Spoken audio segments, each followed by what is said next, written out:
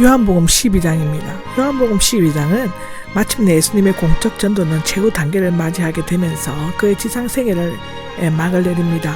6월절 6일 전 베다니에 오신 예수님은 마리아에게서 향유봄을 받으시고 그 이튿날 예루살렘으로 입성하십니다. 그 후 헬라인 몇을 만나시고 예루살렘에서의 마지막 호소를 하시는 것입니다. 1장에서 11절까지를 보면 예수님은 최후 예루살렘 입성을 하시기 전 베다니에 있는 마르다와 마리아의 집에 들어가셨습니다. 이때 마리아는 예수님의 발에 향유를 붓는 역사적인 불멸의 사건을 연출하고 있습니다. 1절을 보면 6월절 엿새 전에가 나오죠. 에브라임의 피시나에 머물고 계시던 예수님이 베다니에 오신 것은 6월절 엿새 전이었다고 합니다. 6월절이 순환주간의 목요일 저녁부터 시작되었다고 하면 예수님이 베다니에 도착하신 것은 그 전의 주의 금요일 해가 진후의 안식일에 들었을 때부터입니다. 즉 나산을 제9일인데 아마도 그 사이 여리고에서 삭개오를 해기시키고 그 집에 머무르셨다가 오셨을 것입니다. 이것은 누가복음 18장에 기록되어져 있습니다. 2절에는 거기에서 예수님을 위한 잔치가 베풀어졌다인데 거기에서는 마르다와 마리아의 집이 아니라 나병 환자였던 시몬의 집이었을 가능성이 많다고 합니다. 마태복음 26장 6절, 마가복음 14장 3절에 나옵니다. 아마도 시몬은 예수님에게서 고침을 받은 적이 있으며 예수님께 감사함과 동시에 나사로가 다시 살아나는 것을 축하하기 위해 잔치를 베풀었을 것입니다. 마르다가 시몬의 부인 또는 아버지라는 설이 있으나 잘 아는 이웃이나 친척일 수도 있다고 합니다. 정확한 기록은 찾아볼 수가 없는 것 같습니다. 3절은 마리아가 나오는데 이미 주님께 향유를 붓고 자기의 머리털로 주님의 발을 닦아드린 여자로 소개되어져 있습니다. 본문의 사건은 공간복음서와 동일하지만 본문에서는 마리아의 헌신적인 행위가 강조되고 공간복음서는 유다의 배신과 연관하여 언급되고 있습니다. 둘 다 예수님의 장례를 예비하는 것으로 묘사되고 있는데 누가복음의 사건과 비슷하기도 하지만 전혀 다른 사건입니다. 누가의 것은 공생의 초기에 있었지만 여기는 십자가 지시기 전에 있었던 사건입니다. 여기에 보면 매우 값비싼 향유 곧 순수한 나드 300g쯤이 나와 있는데 마리아의 행동은 마음에서 우러나오는 진심 어린 사랑의 표현이었습니다.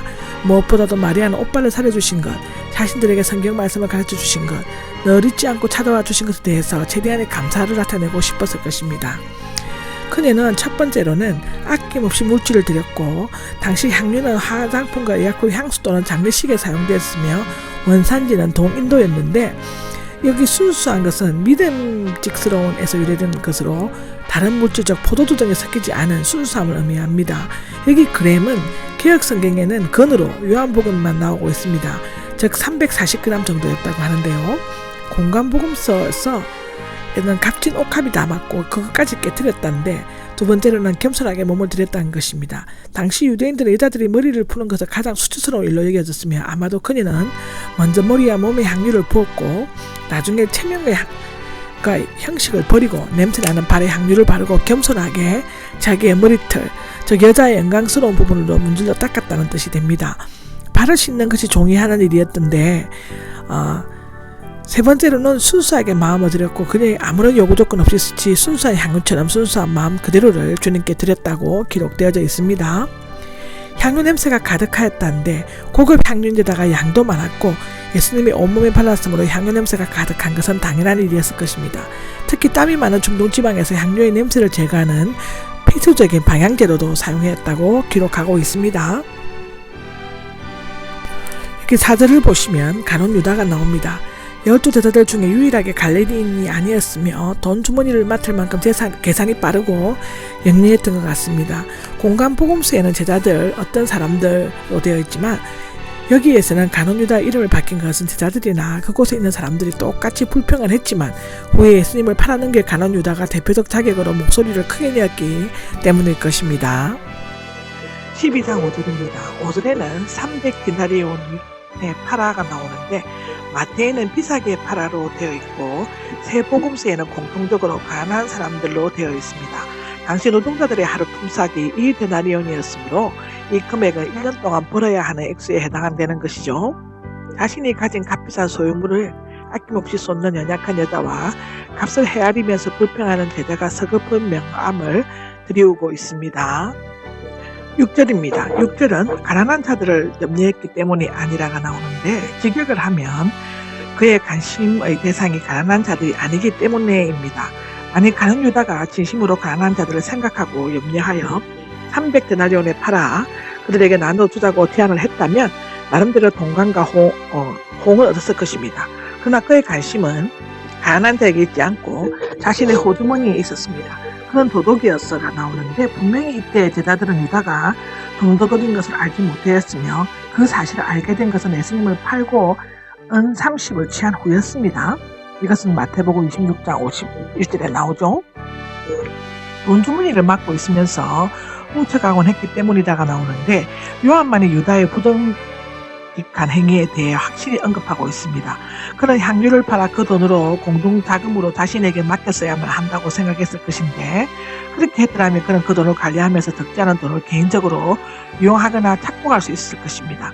결국 그가 말한 나눠줘야 할 대상은 가난한 자, 곧 그 자신이었었고 그는 가졌다고 했지만 없는 자였고 택함을 받았다고 했지만 실상은 버림받은 자였습니다. 그는 자신의 스승의 목숨을 팔아서라도 자신의 욕심을 채우려다가 차라리 낫지 않았으면 좋았으란 바람직한 배신자, 저주받은 자가 되고 말았죠. 마태복음 26장 15절을 보시면 됩니다. 그러면 왜 도둑이며 예수님을 팔 자를 제자로 삼았을까요?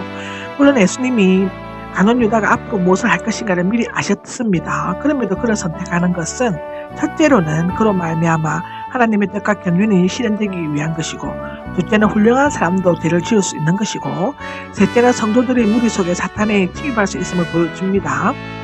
종교적 특권이나 세상적 권력이 있다 해서 그것을 이용하여 자신의 이권이나 배를 불리려고 하는 자가 현대판 가룟 유다요, 도둑이요, 예수를 파는 자이라고 성경은 기록하고 있습니다.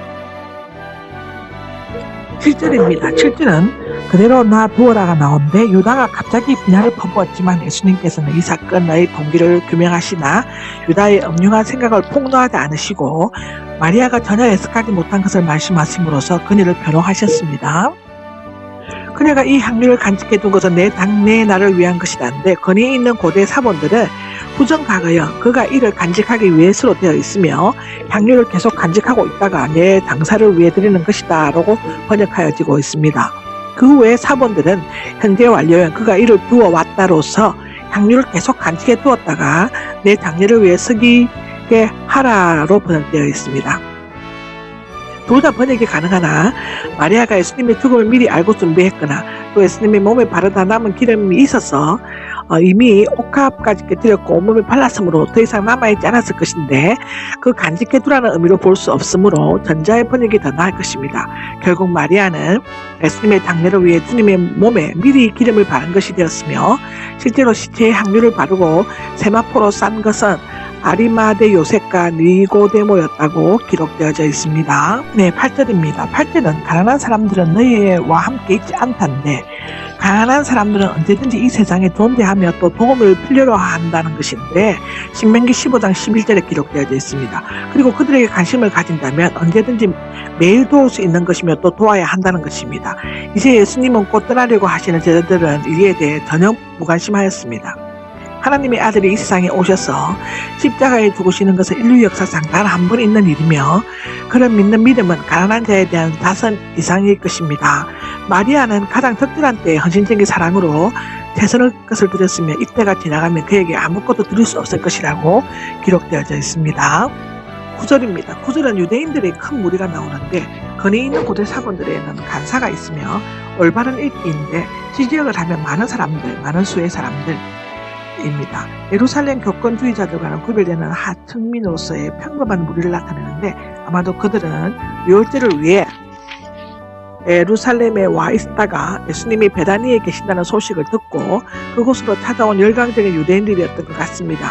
이것은 당시 나사로의 부활이 일반 백성들에게 얼마나 큰 충격과 반향을 일으켰는가를 보여주고 있죠. 10절입니다. 10절에는 나사로도 죽이려고가 나오는데 백성들의 관심이 예수님뿐 아니라 나사로에게로 쏠리고 믿는 자들이 많게 되었으나 제사장들은 나사로도 죽이려고 하였습니다. 특히 제사장들이 나사로를 죽이려고 한 것은 그들 대부분의 부활을 믿지 않는 사두개인들이었다고 사도행전 23장 8절에는 말하고 있습니다. 나사로의 부활이 큰 걸림돌이 되기 때문인데 사람을 살려야 하고 백성을 대표하여 제사 드리는 최고 종교 지도자들이 사람을 죽이려고 모의를 했습니다. 것은 실로 역설적인 모순이 아닐 수 없습니다. 아마도 이러한 이유 때문에 공간복음서를 쓸 당시까지 살아있었던 나사로를 보호하기 위해 공간복음서가 이 사건을 생략했을 가능성이 많다고 하는데요. 또한 공간복음서가 베다니 사건을 기록하면서도 마르다 자매의 이름을 쓰지 않았습니다. 이것은 마태복음 26장 6절, 마가복음 14장 3절에 기록되어져 있습니다. 반대로 다니엘 이름을 쓰면서 나사로 이름을 쓰지 않는 것은 그런 이유 때문이었을 것입니다. 누가복음 10장 38절을 보시면 됩니다. 더욱이 사도들의 행적이나 사도시대의 이야기에 나사로의 이름이 나오지 않는 것은 혹시 나사로가 대제사장 무리들에 의해 희생되었을 수도 있다는 추측을 불러일으킵니다. 여기에서 의논하다는 결심하다를 의미하는데 이미 죽이기로 굳게 결심한 것을 나타냅니다. 아멘.